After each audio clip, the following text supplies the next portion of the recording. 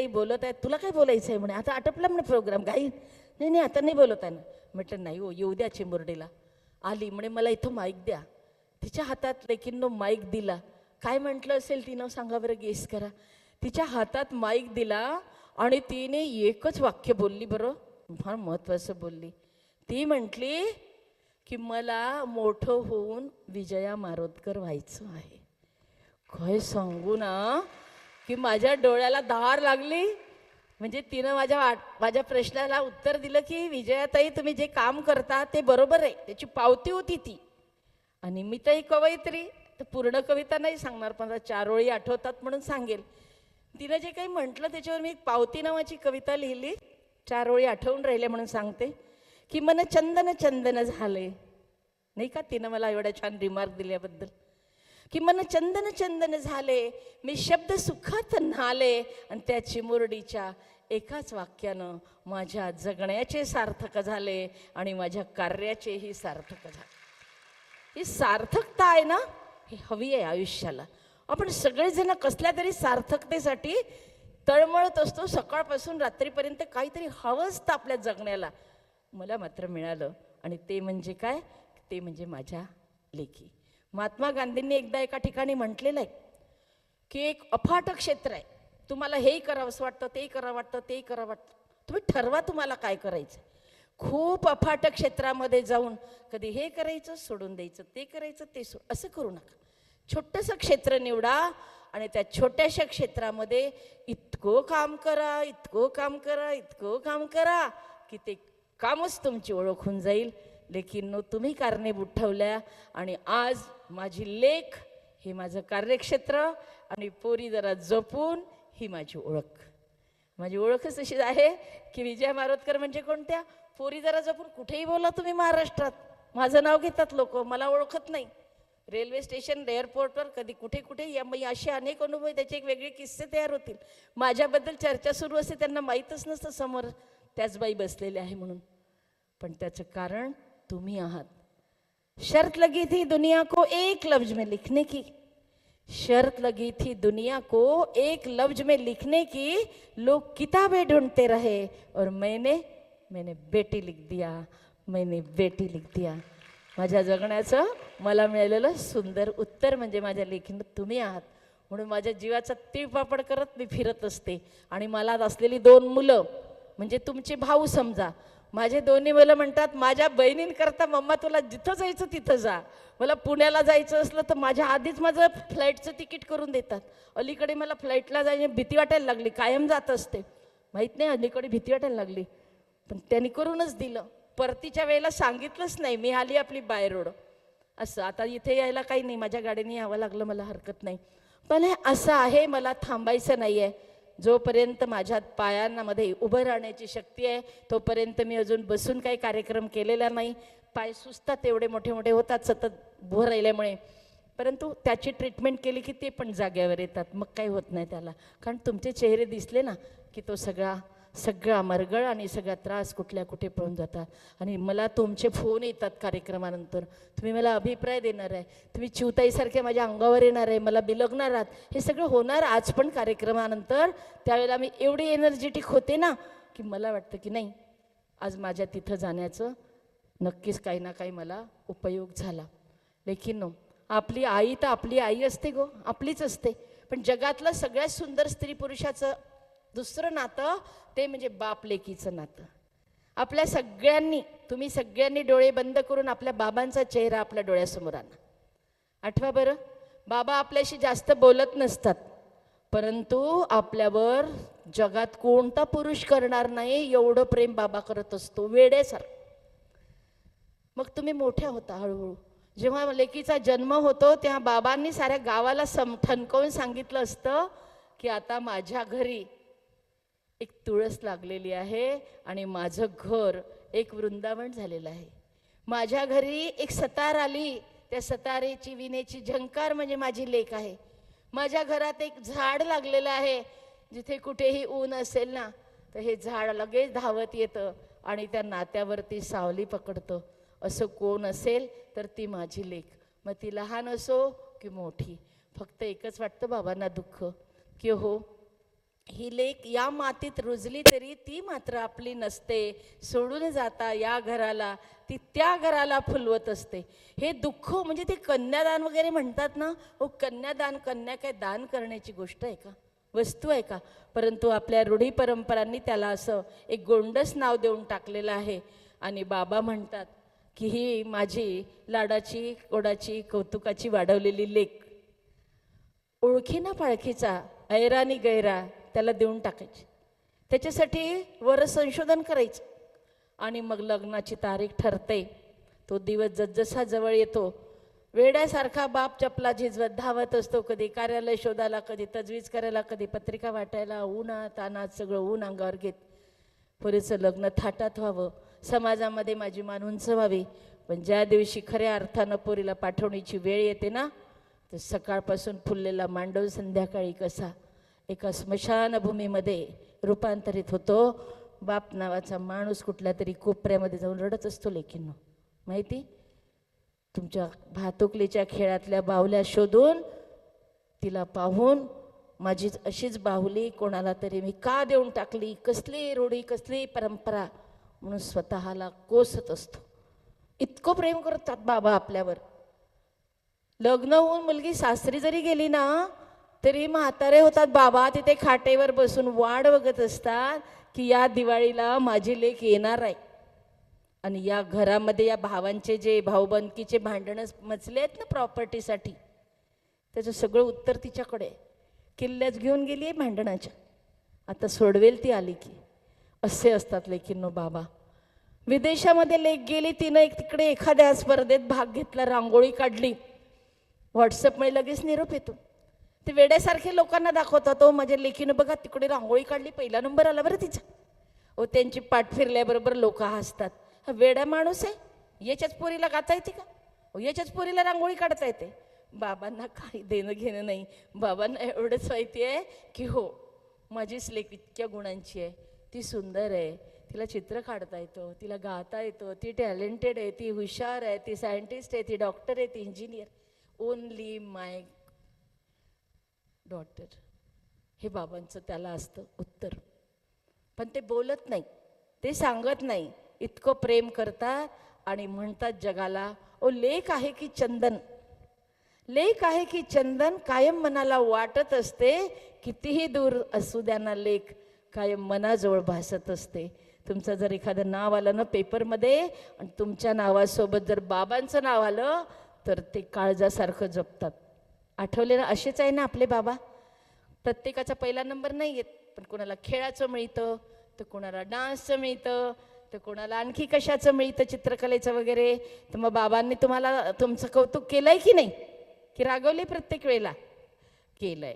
कधी कधी केलंय नसेल पण त्याने मनामध्ये साठवलेलं आहे. प्रत्येकाला बाबांचा लेकींनो अनुभव आहे.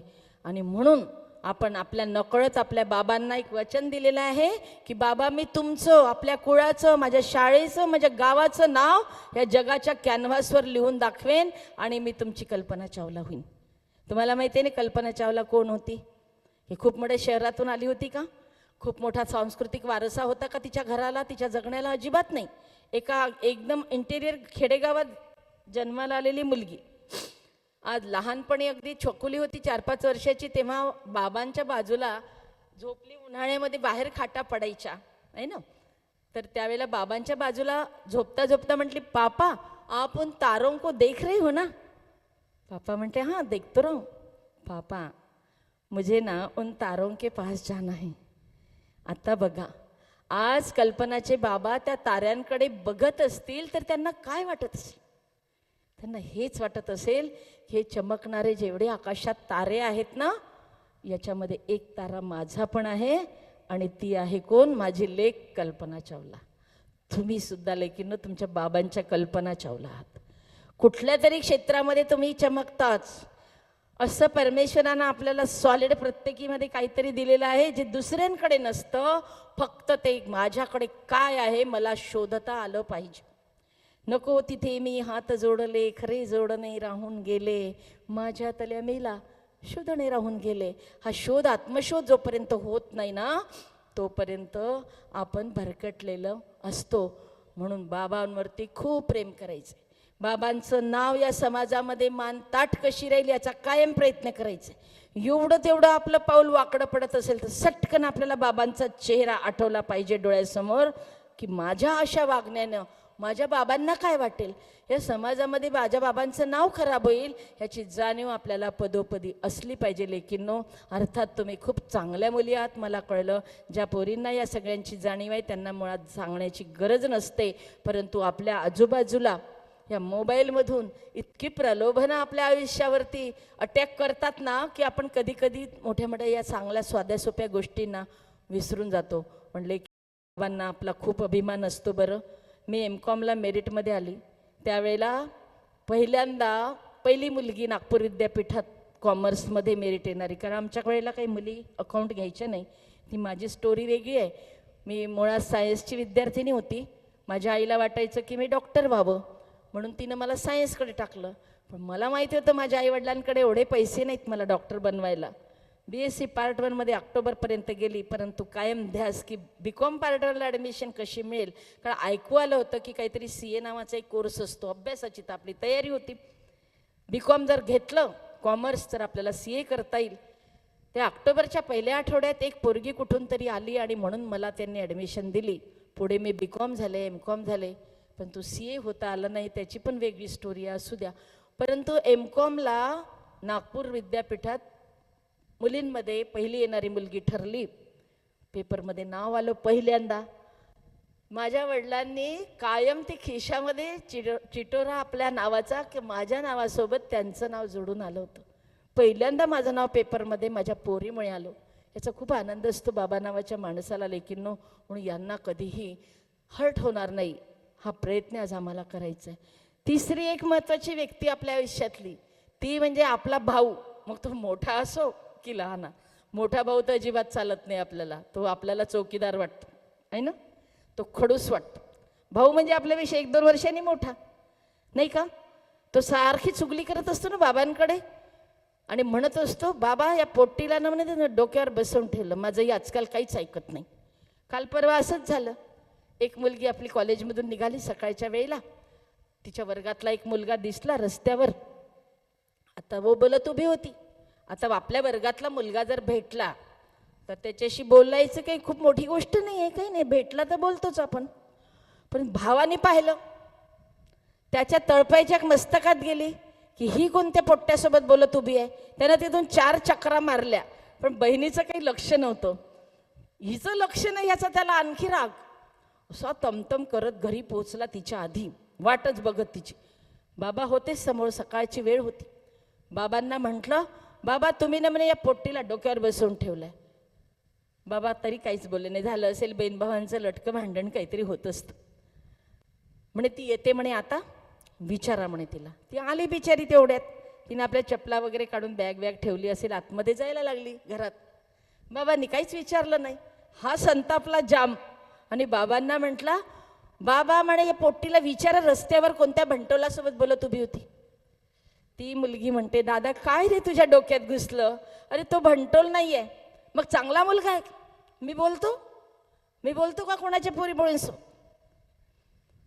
भंटोल मुलगा आहे म्हणे तो. मी तिथून 4दा गेलो पण माझ्याकडे लक्ष नाही म्हणे तुझं. तू गेला मग लक्ष होतं का तुझं. काय बोलत होते एवढे तुम्ही मग्न होऊन. अरे दादा तो माझ्या वर्गातला मुलगा आहे. 4 दिवस झाले बरं नाही ना, तो आला नाही कॉलेजमध्ये. मग आला नाही तर तो विचारत होता मला अभ्यास सिलेबसचं वगैरे. वा, हे तर आणखी पुढचं. साऱ्या वर्गात तू एकटीच हुशार आहे का. काय टीचर नाही का तुम्हाला सिलेबस सांगायला त्याला. म्हणजे तिच्या कुठल्याच प्रश्नाचं उत्तर त्याला ऐकून घ्यायचं नाही. कारण लेकींनो आपल्याला त्याचा राग राग राग येतो. तो 4दा तिच्या कानाशी जातो, त्या साल्याला सांगून ठेव तू कोणाची बहीण आहे. आणि मग हा येतो गुंडागर्दीवरती. मग आपण वर्तमानपत्रामध्ये बातमी वाचतो. कालच बुलढाण्यामध्ये घटना घडली, कालची घटना आहे. एका मुलाला त्याच्या मित्रांनी सांगितलं की तुझी बहीण त्या बसस्टँड जवळच्या कॉफी हाऊसमध्ये एका पोरासोबत कॉफी पीत बसली आहे. दुपारी घरी झोपला होता, तसाच उठला, 4-5 पोट्ट्यांना गोळा केलं आणि तिथे जाऊन पाहिलं तर खरंच मुलगी आपल्या मुलासोबत बोलत बसली होती. इतकं बदललं ना त्या पोराला, काही विचारू नका. आजची घटना काय आहे, ज्याला बदललं तो दवाखान्यात आहे हा पोलीस कस्टडीत आहे आणि घराची लखतरं वर्तमानपत्राची बातमी झाली. काहीच तथ्य नाही त्याच्यामध्ये. आणि झालं की नाही, बदनामी आपल्यामुळे होते. किती वाईट गोष्ट आहे बेटा ही. आणि मग त्याच्यातनं तर भयंकर घटना. आणि एक चित्रपट निघाले गैरा दाग सारखं, की भाऊ क्रिमिनल नसताना त्याला क्रिमिनल व्हावं लागलेलं आहे. हे तुमच्यावर असलेलं त्याचं प्रेम, ह्यालाही कुठलंही बॅरोमीटर नाही. लग्नही झालं तरी तो आपल्या बहिणीच्या सासरच्या लोकांना ठणकावून सांगत असतो, माझी बहीण आहे, चांगलं वागवा बरं, ते गाठ माझ्याशी आहे. असा असतो लेकींनो भाऊ. कारण तुमचा जन्म झाला ना, तेव्हा सगळ्यात जास्त आनंद त्याला झाला होता. साऱ्या जगाला त्यानं ठणकावून सांगितलं, तो स्त्रीभ्रूण हत्याविषयी तुमच्या घरी असेल, माझ्या नाही. आता माझ्या घरी छोटीशी छकुली आली आहे, ती आता ओळखणार आहे मला दिवाळीला, ती माझ्या हाताला राखी बांधणार आहे. आणि जगाला ठणकावून सांगते की बेटियां भाइयों का भाल होती है. भाल म्हणजे कपाळ है ना. बेटियां भाइयों का भाल होती है, घर के इज्जत की ढाल होती है. कूड़ा कचरा ना समझो इसे, मेरी बहन तो पूजा का थाल होती है, मेरी बहन तो पूजा का थाल होती है. माझी बहीण आरतीचं पवित्र ताट आहे. कोण्या ऐऱ्या गैऱ्याने तिच्याकडे वाकड्या नजरेने बघितलं तर गाठ माझ्याशी आहे. कारण लेकिन त्याला माहिती आहे की त्याच्या बहिणीच्या वयाच्या मुलींच्या बाबतीत बाहेर काय काय घडत आहे, काय काय बोलल्या जातं. तुमचं त्याचं बहीण भावाचं नातं आहे गो, म्हणून तो तुम्हाला सरळ सरळ सांगू शकत नाही. त्यानंच मला पण इकडे पाठवलेलं आहे तुमच्याशी बोलायला. कोणी चुकून माकून भावाचा अपमान केला असेल, घरी गेल्यानंतर त्याला पहिल्यांदा सॉरी म्हणायचं बेटा. नाहीतर तुमच्यावर एवढं जगात प्रेम करणारा दुसरा वडिलांनंतर हाच पुरुष आहे की जो डोळ्यात तेल घालून आपल्यावरती लक्ष ठेवत असतो. आणि म्हणून मग जेव्हा तुमच्या हातामध्ये हा मोबाईल आला ना, आता मला तर वाटतं इथे जवळपास सगळ्यांच्या हातात मोबाईल असेल, आहे की नाही. कारण तो वापरावाच लागतो. नाही आता मी विचारलं ना, का गं कोणाकडे मोबाईल आहे, एकही हातवर होणार नाही मॅडम, आमच्याकडे अजिबात नाही. परंतु इथे एकही मुलगी अशी नाही आहे की जिला मोबाईल वापरता येत नाही, की जेव्हा कळत नाही. अरे या जन्माला आलेल्या लेकराला मोबाईल फोन कळायला लागलेला नाही तर आम्ही तर खूप मोठं, जर आम्हाला कळत नाही तर आम्ही बुद्धू आहो. मग बरं, एखाद्या वेळेला मान्य करू की नाही आमच्याकडे आमचा नंबर, परंतु घरामध्ये बाबांचा असतो, आईचा असतो, भावाचा असतो, बहिणीचा, आम्ही कोणाचा तरी लपून चोरून वापरतच असतो ना, आम्हाला माहीतच असतो. आणि कधी कधी आज असं झालेलं आहे की सकाळी सकाळी पोरीबाळींना पण शिकवणी वर्गाला पाठवलं जातं. हे 8व्या 9व्या वर्गापासूनच लोन सुरू होतं.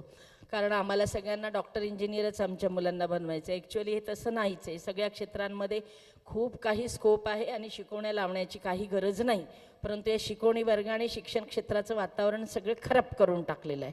आणि सर्वसामान्य माणसालाही आपल्या पोरीला शिकवण्या लावायला भाग पाडलं. त्याच्या दरम्यान आला कोरोना. कोरोनामध्ये अख्खं शिक्षणच मोबाईलवर आलं. तिथेही घेऊन द्यावा लागला मुलामुलींना मोबाईल. आता कोरोना आला तसा गेला, पण हे लेकरं त्या मोबाईलमध्ये काय करत आहे, आईवडिलांचा डोक्याला प्रश्न पडला. असं सगळं हे ताळतंत्र आहे लेकिनो.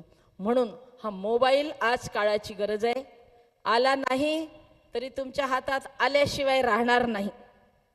आपला स्वतःचा नंबर नसेल, सध्या आपण कोणाचा तरी वापरत असू तरी आपल्याला आपला स्वतःचाही नंबर एक दिवस मिळवावाच लागणार आहे, जर तो स्पर्धेत टिकायचा आहे. मग हा मोबाईल जेव्हा आमच्या हातामध्ये येतो ना, माझे सायबर क्राईमचे ऑफिसर मित्र आणि मैत्रिणी बरेच लोक आहेत, ते मला म्हणतात, मॅडम तुमच्या कार्यक्रमात मुलींना हे सांगा बरं, तुमच्या कार्यक्रमात मुलींना ते सांगा. त्यांनी मला पहिल्यांदा सांगितलं लेकिनो, पहिली गोष्ट, ज्या वेळेला मोबाईल फोन आपण सगळेच जेव्हा वापरतो तेव्हा खऱ्या अर्थानं सायबर क्राईम आपल्या हातात आलेला असतो. तो फोन नाही आहे, त्याच्यात पूर्ण RDX भरलेलं आहे. त्याचा आपण योग्य उपयोग केला तर बरं, नाही तर कुठेच न जाता या 4 भिंतीमध्ये तुम्हाला उद्ध्वस्त करून टाकल्याशिवाय राहणार नाही, जर तुम्ही त्याचा चुकीचा वापर केला तर. म्हणजे एखादी वस्तू आमच्या हातात तर आहे, पण ती कशी वापरायची ह्याचं जर ज्ञान आम्हाला नसेल ना, तर ती वस्तू आम्हाला उद्ध्वस्त करू शकते. आणि तो आज आले हे मोबाईल फोन. म्हणून मोबाईल फोन ज्या वेळेला 8व्या वर्गातली मुलगी शिकवणी वर्गाला आईवडील पाठवतात, तेव्हा घरातला सगळ्यात शेवटचा मोबाईल फोन तिच्या हातात दिला. कोणता फोन दिला? ज्याने फक्त आउटगोईंग आणि इनकमिंगच आहे, त्याच्यामुळे तो स्मार्टफोन नव्हता तेव्हा.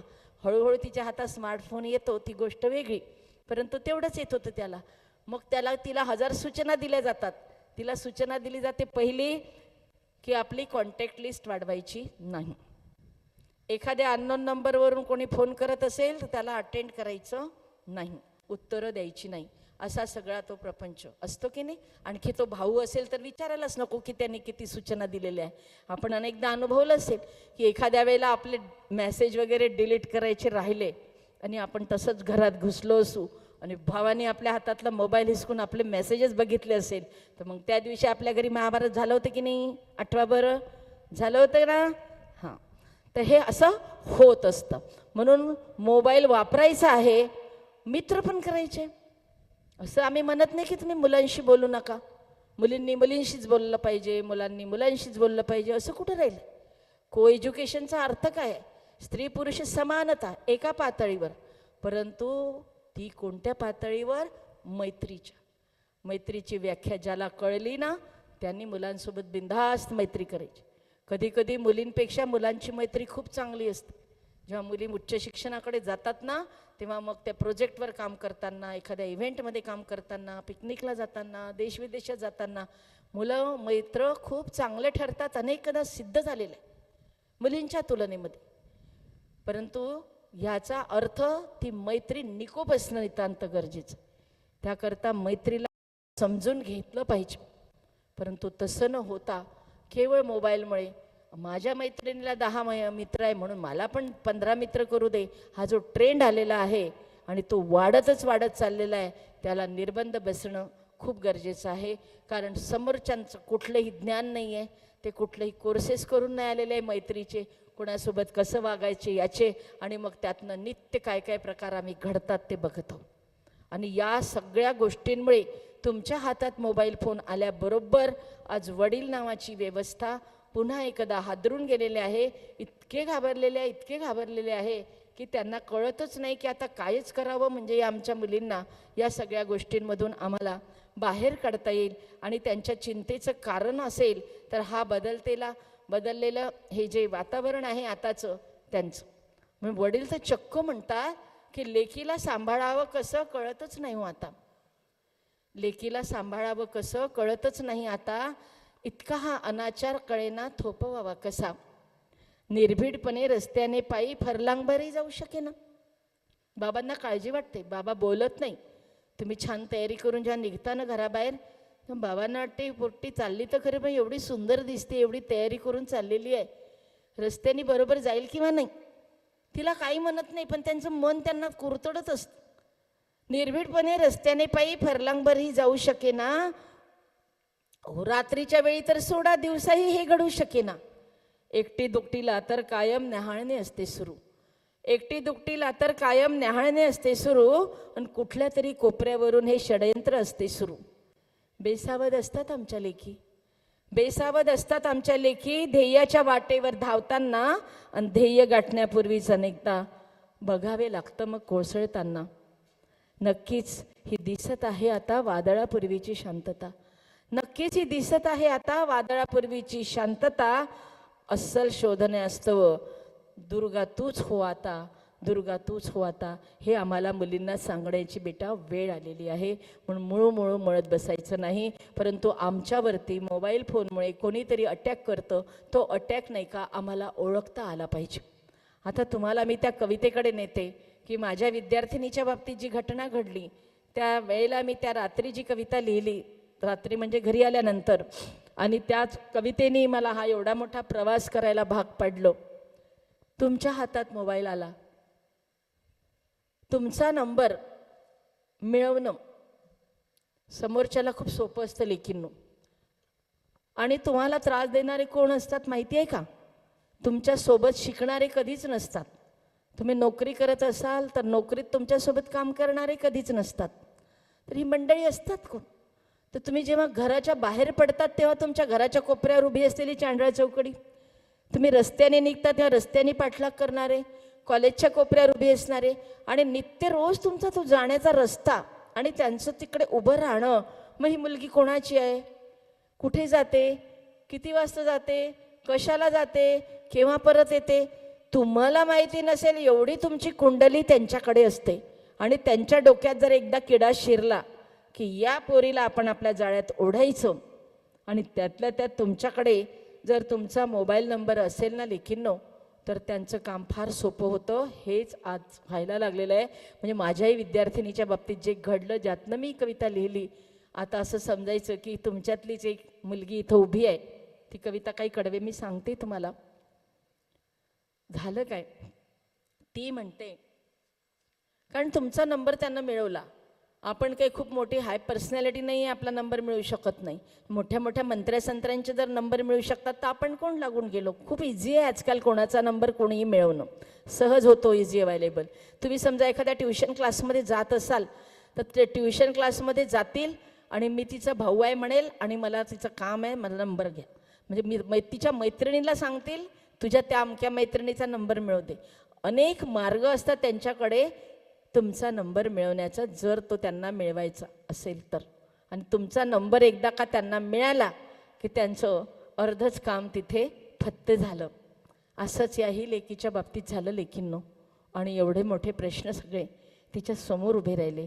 या प्रश्नांमध्ये तुम्ही कुठे आहात तर स्वतःला शोधा. नसाल तर आपण पेढेच वाटूया, परंतु जर असाल तर आपल्याला त्याची उत्तरेही इथं तुम्हाला सापडतील. आता इथे मी उभी नाही, विजया मारोतकर, तर तुमच्यातलीच एक चिमुरडी इथं उभी आहे आणि ती हे सगळं तुमच्याशी शेअर करते. ती म्हणते, कुठून कसा त्याला माझा नंबर कळला माहीत नाही. कुठून कसा त्याला माझा नंबर कळला माहीत नाही आणि त्याच्या SMS जाळ्यात मी कशी अडकले हो माहीत नाही. रोज सकाळी गुड मॉर्निंग, रोज सकाळी गुड मॉर्निंग आणि रोज रात्री गुड नाईट मेसेज पाठवू लागला. नंतर ना तर टेक केअर पण लिहू लागला. आता हा गुड मॉर्निंगपासून टेक केअरपर्यंतचा प्रवास एकाएकी घडलेला नाही. ज्यावेळेला आम्ही मुलीच्या हातामध्ये मोबाईल फोन दिला त्यावेळेला तिला सांगितलेलं आहे की एखाद्या अननोन नंबरवरून जर एखादा मेसेज येत असेल अटेंड करायचा नाही, फोन येत असेल बोलायचं नाही, उत्तर द्यायचं नाही. ती फॉलो करते बिचारी. तिच्या हातामध्ये एक शस्त्र पण आहे, ब्लॉक करता येतं, पण तिनं अजून त्याला ब्लॉक केलेलं नाही. ह्याचं कारण ती पण किशोरवयीन आहे. तिलाही वाटतं, उत्सुकता आहे, कोण आहे हा, रोज सकाळी 7 ते 7:30च्या दरम्यान मला मेसेज येतो. आज 4-5 दिवस झाले कंटिन्यू येतोय. मग क्युरियोसिटी, कोण आहे हा, मग वेट करते. तुम्हाला माहिती असेल की व्हॉट्सअपवर जर आपण मेसेज पाहिला तर 2 निळ्या रेषा दिसतात, समोरच्याला कळतं की तुम्ही तो मेसेज वाचलेला आहे. आता तुम्ही बिनधास्त मेसेज वाचताय, महिनाभर गुड मॉर्निंग मेसेज वाचला, उत्तर जरी दिलं नाही त्याची हिंमत वाढली. आता तो गुड नाईटही मेसेज पाठवू लागला. आता महिनाभर त्यांनी गुड नाईट मेसेज पाठवला, 2 महिने झाले गुड मॉर्निंग, आता गुड नाईट मेसेज यायला. त्याची हिंमत वाढली. आता दिवसाच्या सगळ्या सांजा गुड व्हायला लागल्या, गुड आफ्टरनून, गुड इव्हिनिंग. तरी माझी लेकीने काही प्रत्युत्तर दिलेलं नाही. याची आणखी हिंमत वाढली. याच्यामध्ये 3-4-5 महिने निघून गेले. आता तो छोटेशा वाक्याचे 2-4 वाक्य व्हायला लागले. तो लिहून पाठवतो. ते अमक्या अमक्या कोपऱ्यावर उभा असतो ना, गुलाबी शर्ट, निळी जीन्स, डोळ्याला गॉगल, तोच आहे मी. स्मार्ट हो की नाही, आवडलं की नाही तुला.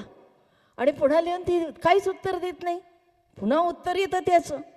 खरं सांगू का, माझ्या मागे किती पोरी लागतात, पण मी कोणत्या पोरीकडे बघत पण नाही. ह्याचं कारण माहिती आहे, तू नाही का मला खूप आवडली.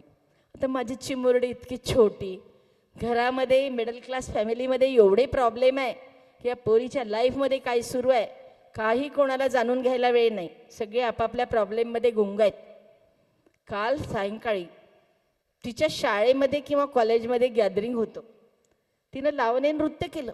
अख्ख्या घराला सांगून गेली की मला लावणी नृत्यामध्ये माझा भाग आहे बरं, सहभाग, तुम्ही सगळ्यांनी यायचं. पाहते सगळ्या मैत्रिणींचे आईबाबा आले, माझे आईबाबा आलेच नाही. खूप वाईट वाटलं तिला. घरी आल्यानंतर आईबाबांवर ओरडली. माझ्या सगळ्या मैत्रिणींचे आईबाबा आले पण तुम्ही आलेच नाही. थोड्याच वेळात तिची कळी खुलली, कारण एक लांब लचक मेसेज आला होता मोबाईलवर. त्यानं लिहून पाठवलं, काय सुंदर डान्स केला गो, एवढ्या 8-10 पोरींमध्ये सगळ्यात सुंदर दिसत होती तर तूच. असं आणि तसं एवढं तिच्या सौंदर्याचं, तिच्या दिसण्याचं, तिच्या हसण्याचं वर्णन. तर माझी लेक काय हाडामासाचीच आहे ना, दगडाची आहे का. तिच्या मनात त्या त्रयस्थ व्यक्तीबद्दल प्रेम निर्माण झालं नाही ना तरच नवल. मग हळूहळू ती त्याचा वेध घेते. मग रोजच माझ्या वळणावर ना तो उभा राहू लागला. लांबून दिसताच माझ्याही ऊर धडधडू लागला. हां हाच आहे तो, त्यानं लिहून पाठवलं, मी उभा असतो. मग आता डोळ्यावरचा गॉगल खाली येतो. आता आपल्या पूर्ण बॉडीमध्ये डोळे नावाचं अवयव जे आहे ना ते खूप सारं काम करू शकतो. हे दोनच डोळे असे आहे की पूर्ण अवयवांची वाढ होते बॉडीमध्ये. ह्यांची विशेष वाढ होत नाही, पण आपल्या जगण्याचा सगळा लेखाजोखा डोळे करून टाकतात. आणि प्रेमामध्ये तर जास्तच करतात. आणि त्यातल्या त्यात सैराटसारखे चित्रपट जर तुम्ही पाहत असाल आवडीने, मग ते तर बरंच काही हिस्ट्री आणि भूगोल तुम्हाला तिथं शिकवून टाकतात, नाही का? आता डोळ्यावरचा गॉगल हातात घेऊन उभा येतो. नजरेस नजर भिडत होती, बरंच काही बोलत होती. त्याला शोधण्यासाठी आता माझीही नजर धडपडत होती.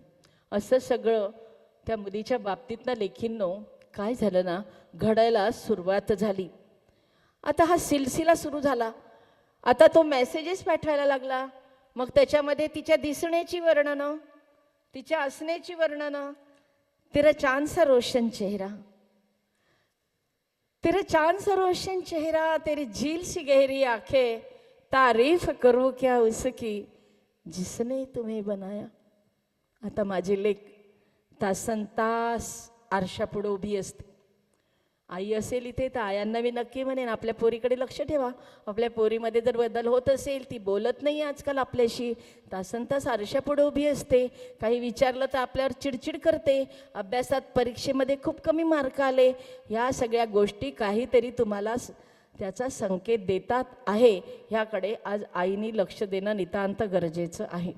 परंतु आजकाल पोरीबाळींना काही बोलता येत नाही. घरामध्ये वादळाचं रूप धारण होतं. मी काय अशी आहे का, मी काय तशी आहे का. परंतु बेटा तू खूपच चांगली आहे ना, आणि तू चांगलीच राहावी ह्याकरताच सगळ्यांचं काळ